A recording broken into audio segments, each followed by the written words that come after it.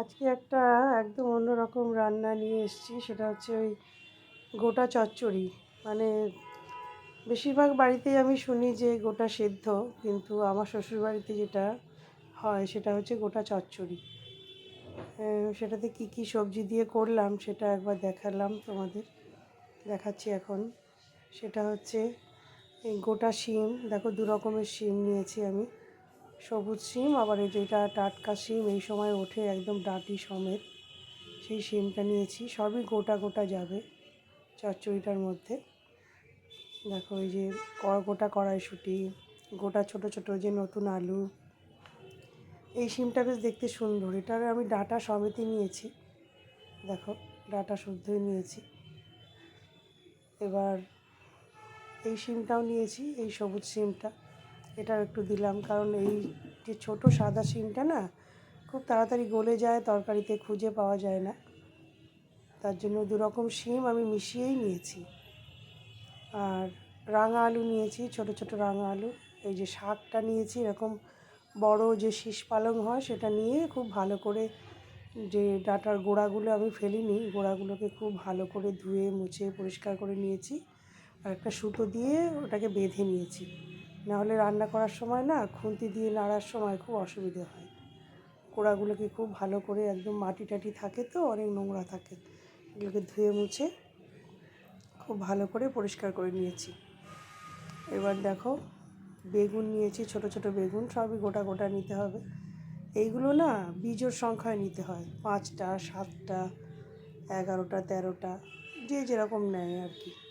এবার বেশিও দেওয়া যায়, বাড়িতে অনেক যদি খাওয়ার লোক থাকে তাহলে একটু বেশিও নেওয়া যায়। আর এরকম ছোটো ছোটো রাঙা আলুও নিয়েছি, আর পরে আমি বেশ কয়েকটা বড় রাঙা আলুও যোগ করে দিয়েছিলাম এর সাথে। সবগুলোকেই খুব ভালো করে ধুতে হয়, নাহলে এত বালি থাকে যে ওই খাবার সময় না হলে বালিগুলো মুখে পড়বে। বড় একটা জায়গার মধ্যে জলের মধ্যে সব ফেলে দিয়েছিলাম, দিয়ে অনেকক্ষণ ভিজিয়ে রেখে খুব ভালো করে চটকে ধুয়ে পরিষ্কার করে নিয়েছিলাম সমস্ত সবজিগুলোকেই। এবার এই শিমের ডাঁটাগুলো ফেলিনি, ওগুলো বেশ মানে খাবার সময় চিবিয়ে খেতে বেশ ভালো লাগে। দেখে নিতে হবে ভালো করে যে পোকা আছে কি না, খুব ভালো করে ওটা দেখাটা খুব দরকার। আমি অনেকক্ষণ ধরেই দেখে নিয়েছিলাম বেগুন। সত্যি কথা বলতে একটা বেগুনে একটু পোকা ওপর থেকে বুঝতে পেরেছিলাম, বাকি কোনো বেগুনগুলোতেই পোকা ছিল না, কারণ নাহলে খুব বিচ্ছিরি ব্যাপার হবে যদি পোকা থেকে যায়। ভালো করে দেখে নিয়েছিলাম, সবই মানে ভালো করে ধোয়ার ব্যাপার। আর দেখো এই যে মুগ কড়াইটাকে আমি একটু আগে ভেজে রেখেছি, একদম মচমচে করে। সবুজ মুগ যেটা হয় সেটাও দিতে হয় গোটা। এবার কড়াইতে 5 ফোড়ন, শুকনো লঙ্কা ফোড়ন দিয়েছি, দিয়ে শুকনো লঙ্কাগুলো ভালো করে ভাজা ভাজা হয়ে গেলে এবার সবজিগুলোকে দিয়ে দেবো। 5 ফোড়নটা আর শুকনো লঙ্কাটা ভাজা হয়ে গেলে, ভাজা হয়ে যাওয়ার পর এবার সবজিগুলোকে একে একে দিয়ে দেবো। প্রথমে আমি শাকটাই দেবো, শাকটা তো বড় একটা মানে গোটা শীষ পালং, তো ওটাকে আগে দিয়ে দিই, কেন ওটা থেকে জল বেরোলে ওই জলেই বাকি সবজিগুলো সব সিদ্ধ হয়ে যাবে। তো সেইটাকে, শাকটাকেই আমি আগে দেবো। শাকটাকে দিয়ে একটুখানি ভালো করে শাকটা মজে এলে তাহলে তারপরে বাকি সবজিগুলো দিলে আর নাড়তে কোনো অসুবিধা হবে না। এইটা আমার বাপের বাড়ি বাঙাল, মানে পূর্ববঙ্গীয়, আর শ্বশুরবাড়ি এদেশি, ঘটি যাকে বলে সবাই। তো এইখানে এসে এই রান্নাটা আমার প্রথম দেখা, শেখা আর মানে খাওয়া, সবটাই এইখানে এসে। আমি কোনোদিন খাইও নি আগে, গোটা চচ্চড়ি বা গোটা সবজি কোনো শুনিও নি, খাইও নি, আর রান্না তো করতেই পারতাম না, তো এখানে শ্বশুরবাড়িতে এসে দেখে শিখেছি। এবার শাকটাকে দিয়ে দিলাম, ভালো করে বেঁধে নিয়েছি একটা হলুদ সুতো দিয়ে। হলুদ সুতো তো আমার আনতেই হয়েছে, কারণ সুতো দিয়ে এবার এই গোটা চচ্চড়ি মানে হচ্ছে শীতল ষষ্ঠী। ষষ্ঠীর দিনে সমস্ত ছেলে মেয়েদের হাতে এই 6টা গিট দিয়ে, 6টা সুতো লম্বা করে একসাথে করে, লম্বা লম্বা করে, তার মধ্যে 6টা গিট দিয়ে ওই মা ষষ্ঠীর কাছে পুজোর সময় দেওয়া হয়। তারপর ছেলে মেয়েদের হাতে ওটা বেঁধে দেওয়া হয়। এটা আমার শ্বশুরবাড়িতেই এই নিয়মটা আমি দেখেছি। তো আমিও তাই করি, আমি যেহেতু একমাত্র ছেলের বউ, আমাকে এই নিয়মটা ধরে রাখতে হয়েছে। তারপরে আমার ছেলের বউ এখন এসেছে, সে এটা করবে। এই প্রথম বছর সে এসছে, এখনও 8 বছর হয়নি, ওর বিয়ে হয়েছে। তো শাকটাকে এবার দিয়ে দিলাম, শাকটাকে দিয়ে এবার একটু ওপর থেকে তেল মশলাগুলো দিয়ে কিছুক্ষণ অপেক্ষা করবো। একটুখানি শাকটা নেমে গেলে মাঝে মাঝে আমি কী করি, চাপাও দিয়ে দিই একটুখানি কখনো কখনো, যদি একটু নামতে দেরি হয়, যদি শীষ পালংটা অনেকটা বড় হয়। এবার একটুখানি মাঝখানে নেমে গেল, এটা নেমে গিয়ে বেশ বসে গেল মাঝখানটা। এবার আস্তে আস্তে আলু, তারপর শিম, বেগুন, কড়াইশুঁটি, রাঙা আলু সবগুলো একে একে দিয়ে দিচ্ছি।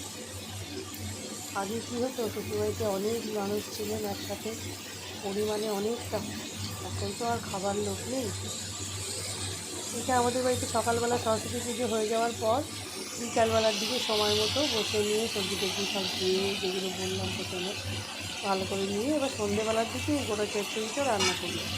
আর তার সঙ্গে একটুখানি গরম ভাত করে জল ঢেলে রেখে দিতে হয়, ওটাই একটুখানি পান্তা ভাত, সঙ্গে মিষ্টি দই, তিলের টক আর এই গোটা চচ্চড়ি। এটা আমাদের ঠাকুরকে দেওয়া হয়, মা ষষ্ঠীকে দেওয়া হয়। দিয়ে এটা পরের দিন যারা মহিলারা আছেন, মানে যারা ছেলে মেয়ের মা, তারা এটা খায়। তো এবছর তো আমি একা, আমি শ্বশুরবাড়িতে আমি তো একাই, আমার শাশুড়ি মাও নেই, উনি গত হয়েছেন অনেক দিন। ওই আমিও খাই, তার সঙ্গে সব বাড়ির সবাইও এটা প্রসাদ হিসেবে খায়। সবার খুব ভালো লাগে খেতে। একসঙ্গে বছরে একবারই তো এটা হয়, একসঙ্গে এক এক রকম সবজি রান্না, বেশ সুন্দর লাগে, সবাই বলে খেতে ভালো লাগে।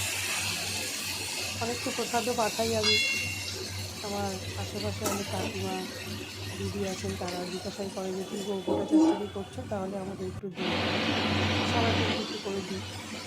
মশলা বলতে এই নুন, হলুদ, অল্প একটু ধনের গুঁড়ো, একটু জিরের গুঁড়ো, ব্যাস এই, আর কিছুই দিই না। একটু সামান্য মিষ্টি দিই, না দিলেও হয়, কারণ রাঙা আলুটা তো মিষ্টি থাকে।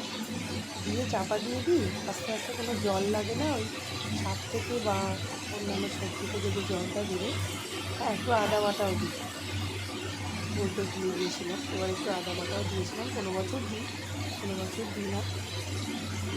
এই আরও বেশ কয়েকটা গোটা কাঁচা লঙ্কা আর একটু কাঁচা লঙ্কা ফাটিয়েও কয়েকটা দিয়েছিলাম, ভালো লাগবে ঝাল ঝাল খেতে। আর যাদের সিদ্ধ হয় তাদেরকে সব একবারে সপাকে পুরোটা বসিয়ে দিতে হয়, তাই শুনি যাদের হয় আর কি সেদ্ধ, গোটা সেদ্ধ যেটা হয়, নামিয়ে তেল বা ঘি দিয়ে খাওয়া হয়। তা আমাদের বাড়িতে চচ্চড়ি, একটা বেগুন পোকা ছিল, সেটাকে কেটেও দিয়ে দিলাম, কারণ আমার হিসাবের যা বেগুন দেওয়ার 5টা সেটা আমি দিয়ে দিয়েছি, আমি বিজোড় সংখ্যায় দিতে হবে। তারপর একটা বেগুন কেটেও দিয়ে দিলাম, পরিমাণে একটু বেশি হবে, সবাইকে একটু প্রসাদ পাঠাতে পারবো যারা খেতে ভালোবাসে। এই সব আস্তে আস্তে দিয়ে এবার একটু নাড়াচাড়া করে তারপরে চাপা দিয়ে দেবো। মাঝে মাঝে একটু দেখতে হবে যেন নিচেটা লেগে না যায়, তলাটা। শাকটাকে আবার একটু ওপরে করে দেবো, নিচে করে দেবো, এরকম করতে করতে তৈরি হয়ে যায়। তো খুব একটা পরিশ্রমের কাজ কিছু নয়, ওই প্রথম দিকে সবজিগুলোই শুধু একটু পরীক্ষা করে দেখা, যে কোনটায় পোকা আছে কিনা, ওপর থেকে যতটা সম্ভব